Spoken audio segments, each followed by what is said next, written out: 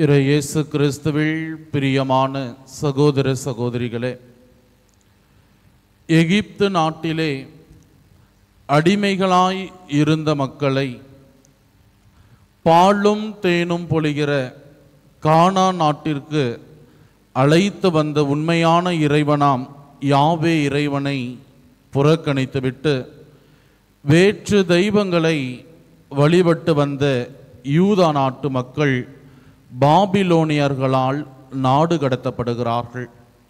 அவ்வாறு நாடு கடத்தப்பட்ட மக்களை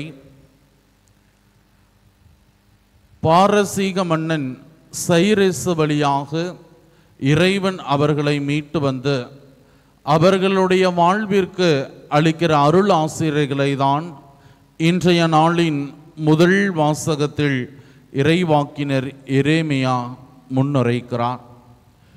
இன்றைய நாளின் பதிலுரை பாடலிலும் உங்களுடைய கண்ணீர்களெல்லாம் மகிழ்ச்சியின் கண்ணீர்களாக மாறும் என்கிற வார்த்தைகள், அவ்வாறு யாவே இறைவன் அவர்களுடைய வாழ்வினை மகிழ்ச்சியாக மாற்றுவதை நமக்கு படம் பிடித்து காட்டுகின்றன.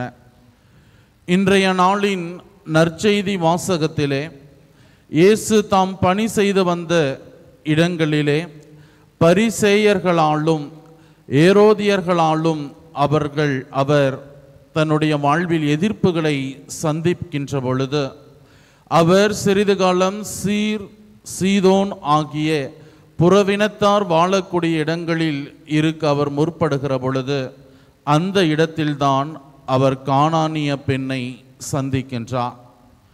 அந்த கானானிய பெண் இயேசுவின் மீது கொண்ட அந்த அளவற்ற நம்பிக்கையானது, அவளிடம் இயேசுவிடம் கொண்டிருந்த அந்த விசுவாசமானது அவரின் மகளுக்கு சுகத்தை பெற்று கொண்டிருக்கிறது. இன்றைய நாளின் இறை வார்த்தை வழிபாடு நமக்கு கொடுக்கிற 2 வாழ்வியல் பாடங்கள் இதுவாக தான் இருக்கிறது. இயேசுவிடம் ஆழமான நம்பிக்கை கொண்ட அந்த கானானிய பெண் சுகம் பெற்று கொண்டதை போல நம்முடைய அன்றாட வாழ்விலே இயேசுவின் மீது எந்த அளவிற்கு நாம் ஆழமான நம்பிக்கை கொண்டிருக்கிறோம், எந்த அளவிற்கு இயேசுவை தேடி வந்து அவரை நம்முடைய வாழ்வில் வரவேற்கிறோம் என சிந்தித்து பார்ப்போம். இன்றைய நாளின் முதல் வாசகமானது நாம் தகுதியற்ற நிலையில் இருந்தாலும் இறைவன் நமக்கு அளவற்ற நன்மைகளை பொழிகிறார் என்பதை உணர்ந்தவர்களாய் இயேசுவின் மீது ஆழமான நம்பிக்கை கொண்ட மக்களாக வாழ இறையருள் வேண்டி ஜெபிப்போம்.